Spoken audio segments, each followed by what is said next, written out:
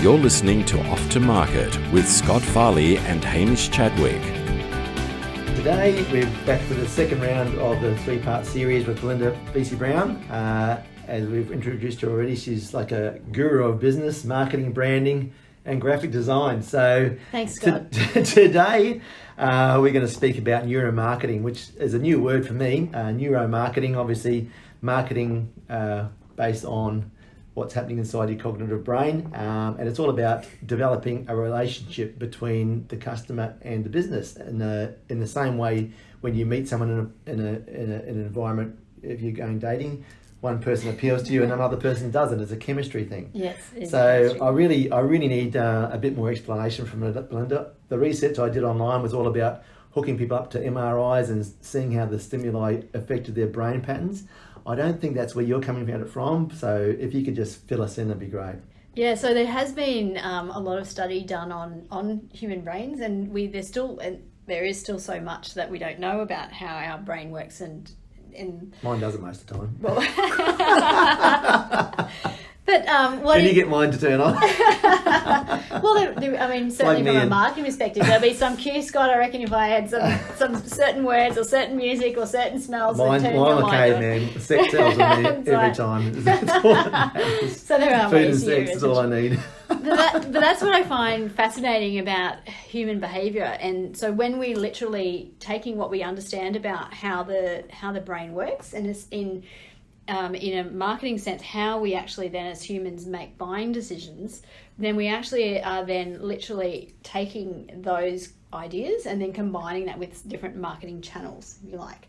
So I guess why I really got into this, and I've been really been a little bit unnaturally obsessed with neuromarketing and archetypes for this is why you're so you're obsessive and passionate, and that's why you have all this. Well, yeah, I love knowledge. it, and the more I learn about human behaviour, the more work we then do around it, the more we observe human behaviour, and the more that we are following the research that's coming out as they are unlocking more areas of our brain.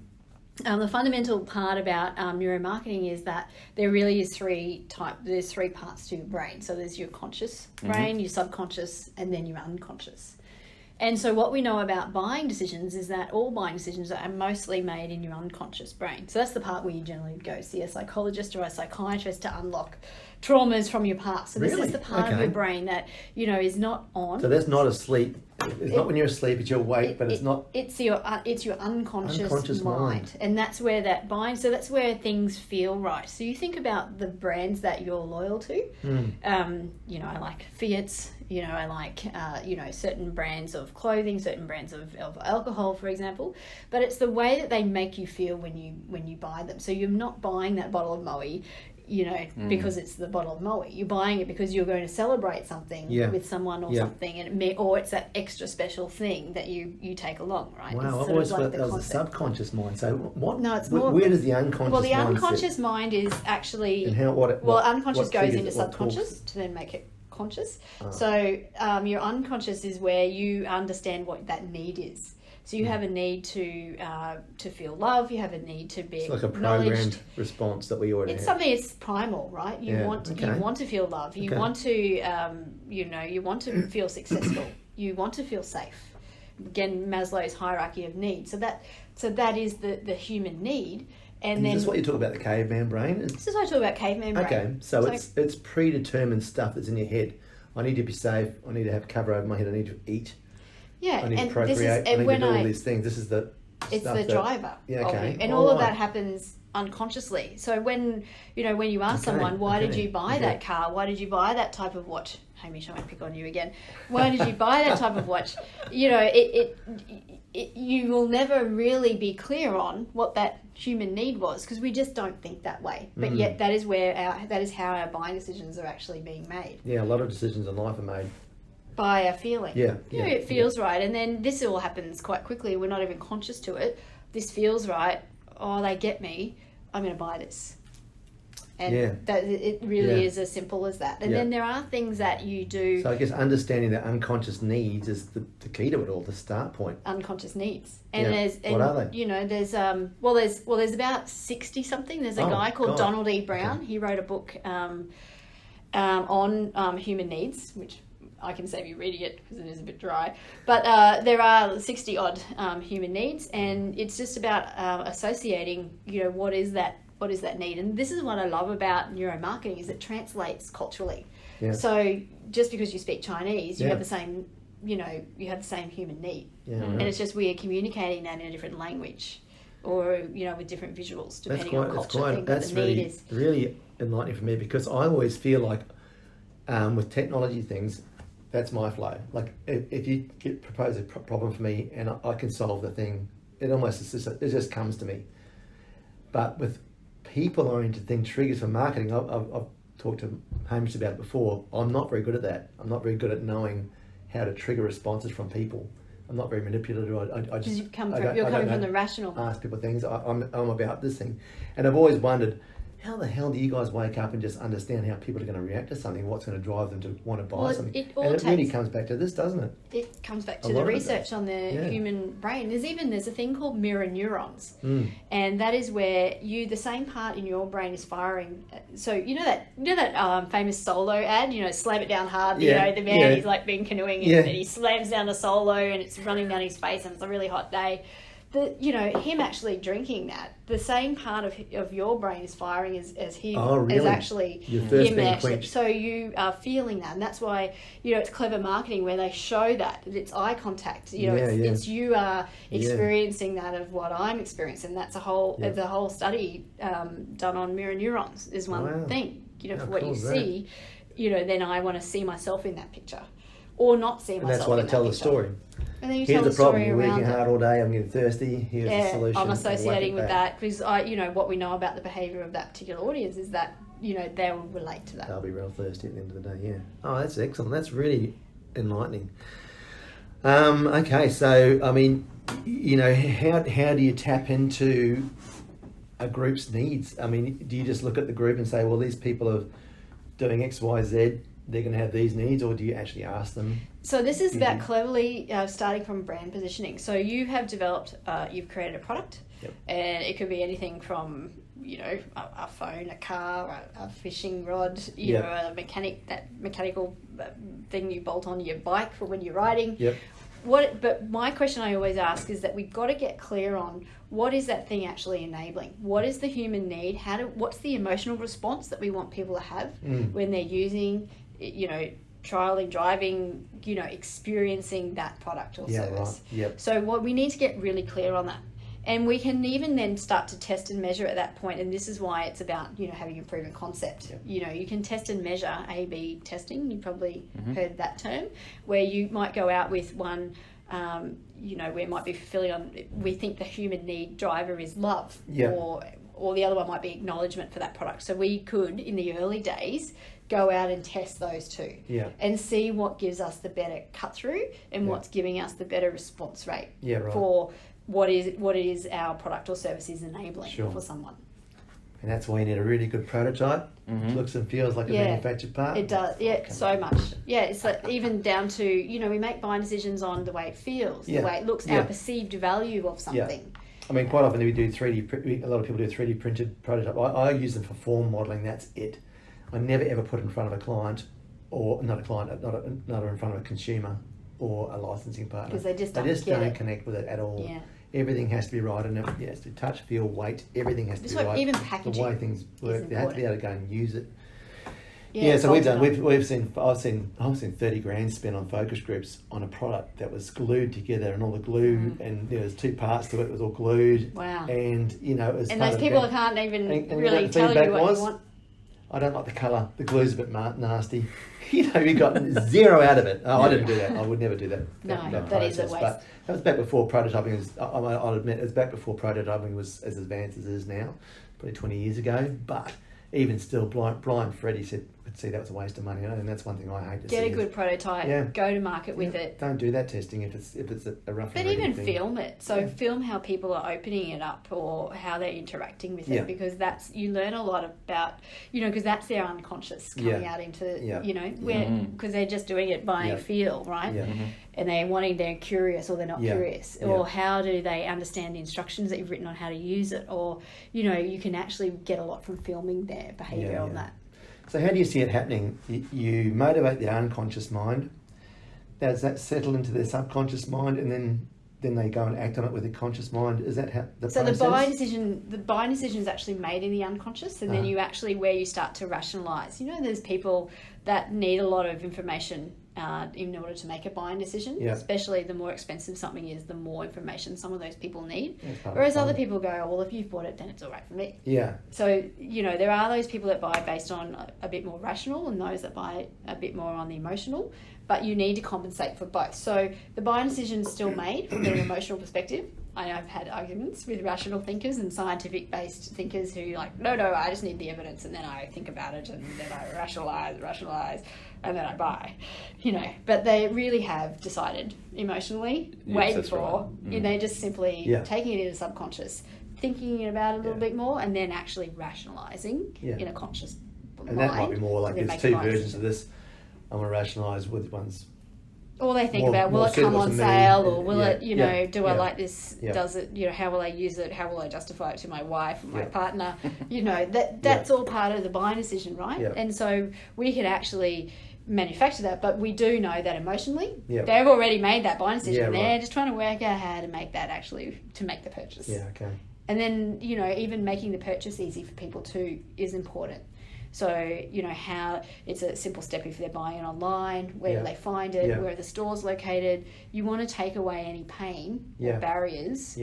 I've even seen stores, because retail is quite hard these days because people can buy online and buy from anywhere at cheap price. So how do you get people in store? You got to get rid of barriers. So you see carpet that goes out over the edges, and, you know, music or scents, or what's the experience that you'll actually get when you come in store to buy a product. And that's subconscious. For me, even if I'm doing a design project, a lot of information goes in, which is obviously your job as a marketer to give all the information, the right information, so that the subconscious settles happily.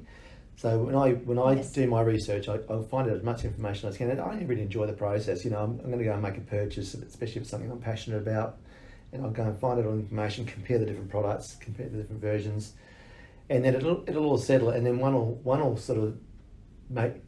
You get a gut feeling about what's good, and I feel like that's the subconscious part of it. So you sort of the rationalisation in your conscious mind, you made the decision in the unconscious mind, obviously, and then you rationalise in your subconscious and make a decision about which way to go, which I guess is then a very important part of a marketer's role, is to make sure that the message is correct for the first emotional driver. Or you've got a few options there where you are directing people to where it does feel right. Yeah. Oh, it's really to take that action today, as opposed to I need to go and think about that for another 5 years. But it's interesting, and that's what I love about the science of you know, human behaviour. Wow, I feel like I've just had a big light switched on, honestly. You know, the marketing mind to me has always been a minefield. I've just got, that's muddy water. I just call up Hamish and go after that. Or Belinda or whoever. But, you know, I've never been able to delve into it. I've tried it and I've failed. And, you know, with the sinkers, I just couldn't market it to save myself. You know, the wrong message, had everything wrong. Scott, you just had to take me out for breakfast. I never saw you as accessible. You're so busy with everything. I think, I can't call Belinda. But obviously you are. So, look, that's been really great. I mean, I feel like it's an enlightening part of it. I'm certainly going to start, you know, taking that on board when I do my initial investigations into motivators as well. Yeah. Well, there's things like, you know, opening loops. So you tell somebody something, but you don't give them the answer. We know human brain needs to keep that open to find the answer. I mean, that's why, you know, Home and Away has been going on for so long. Is that, you know, at the end of every episode they go, but wait, stay tuned to find out if Elf does die. Right. You know, and so that, you know, in books they do that from chapter to chapter.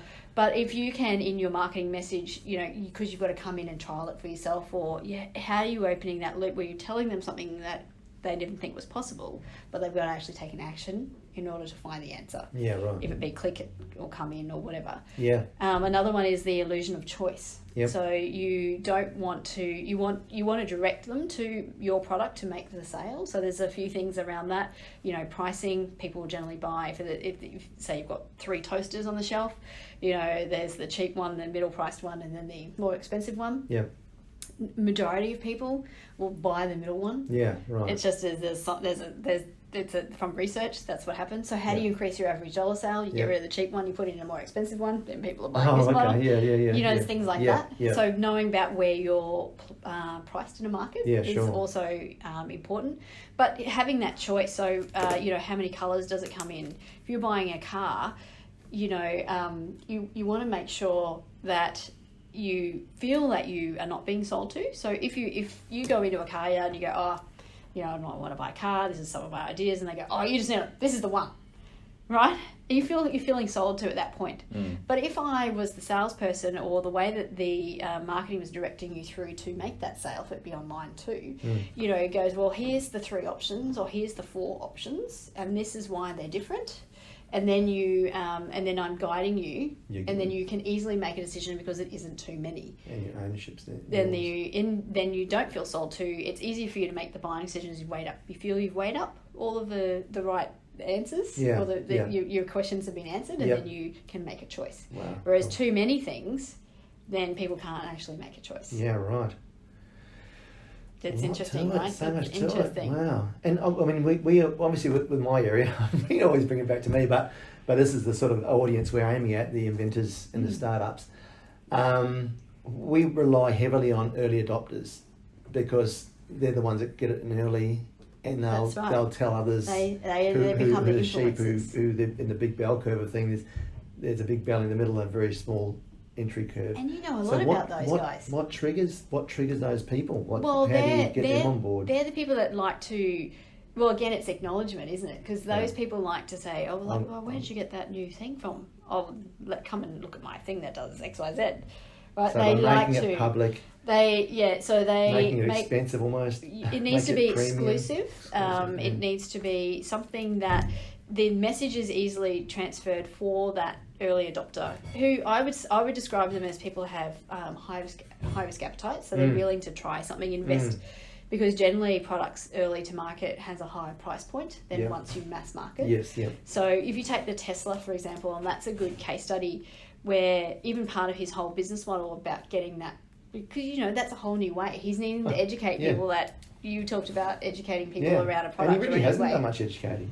He hasn't really needed to, because he's created the desire around, it's better, it's different and it's expensive and nobody else has it, and it's the speed of it. Yeah. So the people that I know own one or are buying one, they can't wait to try how does it drive on its own, and how do you plug it in, and there's all these new and exciting things that we know behaviourally from early adopters. They really like that kind of thing. It gives them that. You need to come around and see my Tesla. Then I'll take you. You can take it for a drive, and you get go back in your seat. Then you talk about. So they become your early adopters, your advocates, if you like, for your brand, right? Yeah. And then as more and more people buy, and so by them buying at that high price point and even pre-ordering, that's actually giving Elon Musk the funds then to keep developing it for mass production. Because that's his goal. But it's not only for him to be successful, it's for him to create a whole new vertical. So he wants competition. So he tells enough people about what he's doing with electronic cars because he wants competition. Yeah. Because there needs to be, otherwise the whole industry won't change if he stitches it up. So in your initial marketing, it really has to be quite a high perceived value. You can't just go in there with naff marketing, because you're aiming at these early adopters who want to see how flash and how big you are and how expensive this whole thing is. Your whole perceived value must be very high.